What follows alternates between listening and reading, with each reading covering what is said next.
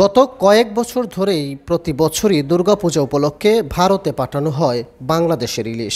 কিন্তু টানা দেড় দশক ক্ষমতায় থাকা আওয়ামী লীগ সরকারের পতনের পর সেই ধারাবাহিকতা বজায় না থাকার বিষয়টি অনেকটাই নিশ্চিত। ইতিমধ্যে বাংলাদেশের পক্ষ থেকে এবার ইলিশ দেয়া হবে না বলে ইঙ্গিতও দেয়া হয়েছে। এমন অবস্থায় ভারতের পক্ষ থেকে ইলিশ পাঠানোর আবদার করে বাংলাদেশের কাছে চিঠি পাঠানোর খবর পাওয়া গেছে। ভারতীয় সংবাদ মাধ্যম বলছে, প্রতি বছর সেপ্টেম্বরের প্রথম সপ্তাহ থেকে বাংলাদেশ থেকে ইলিশ যায় ভারতে। তবে এবার ইলিশ যাবে কিনা তা নিয়ে প্রশ্ন উঠেছে, কারণ বাংলাদেশের রাজনৈতিক পরিস্থিতির পরিবর্তন ঘটেছে।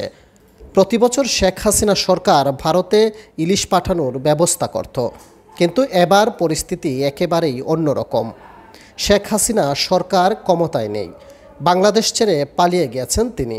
তবে এই অনিশ্চয়তার মধ্যেও কিছুটা আশার আলো দেখা গেছে। ফিশ ইম্পোর্টস অ্যাসোসিয়েশনের ইলিশ রপ্তানির জন্য আবেদন জানিয়েছে বাংলাদেশ সরকারের কাছে। হিন্দুস্তান টাইমসের এক প্রতিবেদনে বলা হয়েছে, গত 5 বছর ধরে ইলিশ আমদানি হয়েছে বাংলাদেশ থেকে। এবার সেই রীতি মেনে ভারতে ইলিশ পাঠানোর জন্য বাংলাদেশ সরকারের উপদেষ্টা তৌফিক হোসেনের কাছে আবেদন করেছে ফিশ ইম্পোর্টস অ্যাসোসিয়েশন। এদিকে পশ্চিমবঙ্গের পাশাপাশি ত্রিপুরা ও আসামে যায় বাংলাদেশের ইলিশ।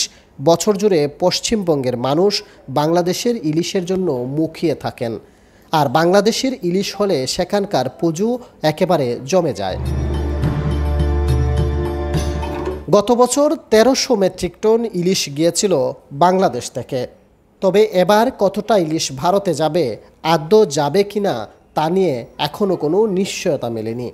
সংবাদ মাধ্যমটির দাবি, অনেকের মতে অন্তর্বর্তী সরকার আসার আগে থেকেই বাংলাদেশে ভারত বিরোধী বাতাস বইতে শুরু করেছিল। তবে এবার সেই বাতাস কি ইলিশের উপরেও পড়বে, এসব নিয়ে আলোচনা একেবারে তুঙ্গে। তবে দাম যতই বেশি হোক না কেন, অনেকেই বাংলাদেশের ইলিশ কিনে থাকেন। সেদেশের অনেকের কাছে বাংলাদেশের ইলিশ ছাড়া যেন উৎসব সম্পূর্ণ হয় না। অনেকে আবার যারা শেকড় ছিঁড়ে বাংলাদেশ থেকে ভারত গিয়েছিলেন, তাদের কাছে এই পদ্মার ইলিশ যেন কিছুক্ষণের জন্য ফেলে আসা ভিটে মাটির গন্ধ বয়ে আনে। তবে এবার প্রশ্ন, ইলিশ বাংলাদেশ থেকে ভারতে যাবে কিনা? যদি বা যায়, তাহলে কতটা ইলিশ যাবে? সেই ইলিশের দাম কি মধ্যবিত্তের নাগালের মধ্যে থাকবে? পুজোর আগে যাবে নাকি তার দিনেও কোনো পরিবর্তন হবে না? তবে পদ্মার ইলিশ পশ্চিমবঙ্গে গেলে খুশি হন রাজ্যটির মৎস্য ব্যবসায়ীরাও, কারণ এই ইলিশ বিক্রি করে লাভ অনেকটাই হয়। কিন্তু বর্তমান পরিস্থিতিতে গোটা বিষয়টি অনিশ্চয়তা তৈরি হয়েছে।